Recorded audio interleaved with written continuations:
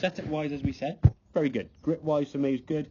Where your right thumb goes, absolutely fine. It just sits on top of the grip there. It's comfortable. As I said, we can create power by hinging the wrist, which you are doing, and you can return the club back to the golf ball square, hitting the ball straighter, which is also being helped by the movement that we were discussing there in terms of the backswing. Okay, so the issue we had as you went back, club was lifting, the left heel was lifting off. Even at this point here now, you see your left heel lifting probably about there. That's where your left heel's starting to come off the ground now. That's not lifting for any need of flexibility to sort of help you rotate.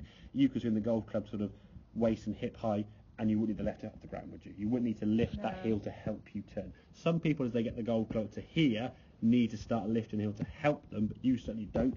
Okay, it's more of an independent move that you're making, okay, which is causing you to lose a lot of balance. Move off the golf ball a long way, and like I said, at this point here now, your eyes you're trying to sort of look down the side of your eye socket there, and you've lost sight of the ball. Exactly. Your eye line's kind of somewhere over there. Your left shoulder's in the way.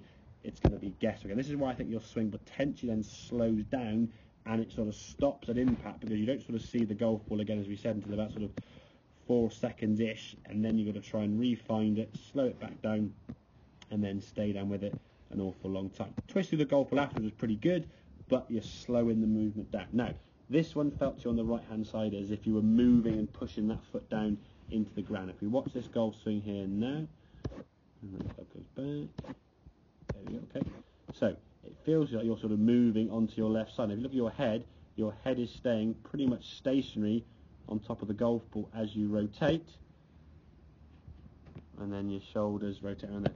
And that left foot now staying a lot more on the ground, keeping a lot more stable. Compare that movement there, which one looks a bit more under control and balance. That one there looks like you've got some stability. You've rotated the hips there now, so as you come back to the golf ball, and the other thing is all that club face now, you can just about see a little bit. So the club face has gone from being kind of there to there. So it's starting to move in this direction, which is going to help, obviously.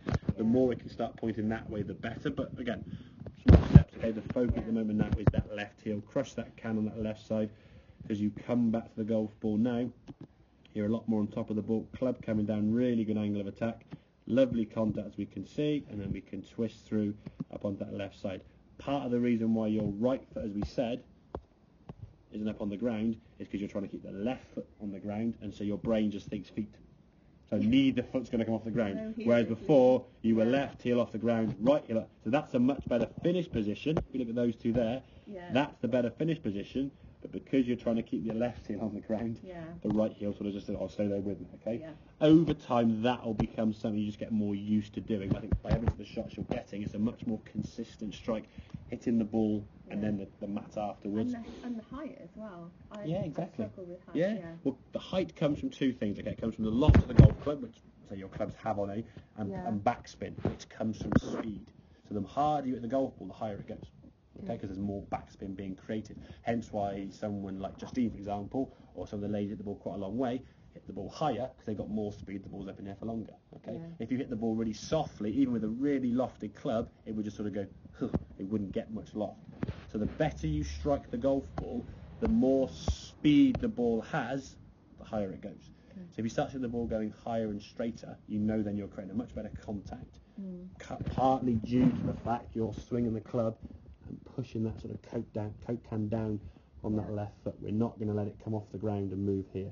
If you're back on that right side, you're often hitting up on the golf ball, or then you're going to move all the way back here. Now you've lost sight of the golf ball anyway. And that inconsistency is going to give you one or two good shots.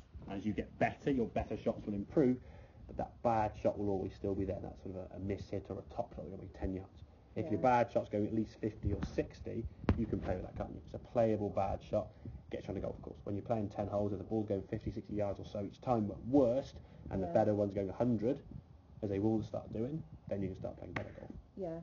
Make sense? But really, what I don't want to do is keep playing with these bad habits. Of course you don't.